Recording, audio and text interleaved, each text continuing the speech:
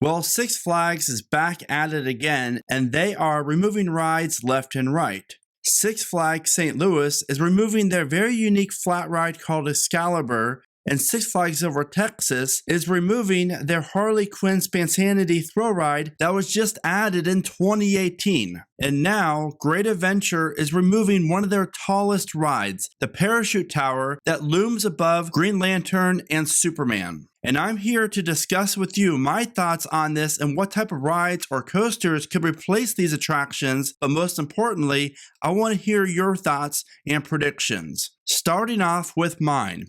Let's go to Six Flags St. Louis. And Excalibur was a very interesting ride, and I was lucky enough to ride this back in like 2010, and I gotta say, this ride really is kind of disorienting. And I'm actually shocked that the ride's still around even to this day, but I'm glad that it lasted this long. And as you can tell, this flat ride does not take up a lot of space, and there's really nothing else around it, so I don't see a roller coaster going here, obviously, for space reasons. However, wouldn't this be the perfect location for a giant Zamperla Discovery? This type of ride would do great at Six Flags St. Louis, and the placement of it where Excalibur is, because it's one of the higher points of the park, would just be phenomenal. So I think this is an easy fix, and possibly 2024, Six Flags St. Louis gets a new attraction in this location. But I am curious because St. Louis is rumored to be getting a new ride in 2023 where the old go-kart attractions used to be. And I'm hearing it's a brand new family coaster, but not from Skyline Attractions. Now heading over to Six Flags Over Texas, now this is very interesting because Harley Quinn, again, just opened up not too long ago. And the park is already removing this twisted looking flat ride.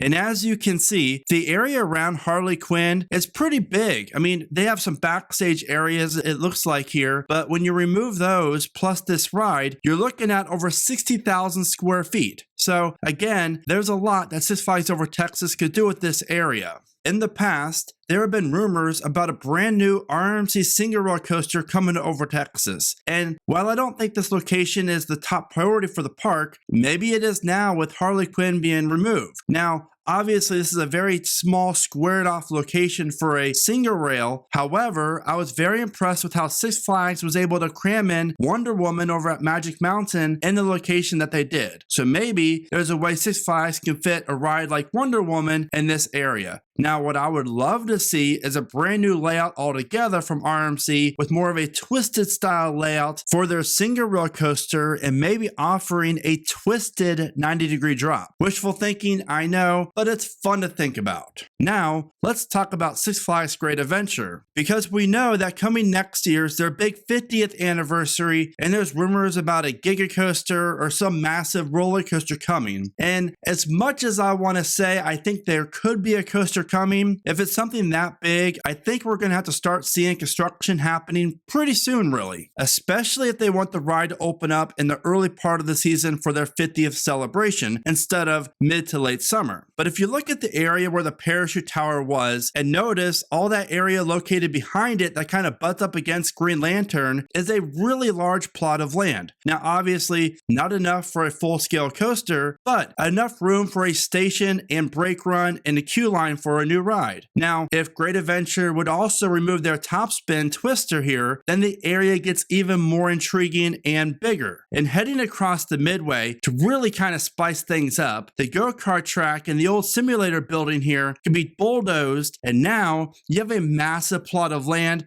on both sides of this midway. And what I really hope Great Adventure does here is to lay down pavers and get rid of the blacktop by Superman, because it kind of looks nasty in my opinion. Now this area, as you see here, if they combine both of these vacant areas, and really there's a ton of different type of rides that the park could build here. But most notably, I would love to see a multi-launch coaster coming from Vekoma or Intamin in this location. I don't see a Giga coming in 2024. Unfortunately, I think the chances are very, very slim. But a multi-launch coaster would do really great things for the park and give them another launch coaster and their first multi-launch. Now, another coaster that I can see coming here could be the first RMC T-Rex. I know.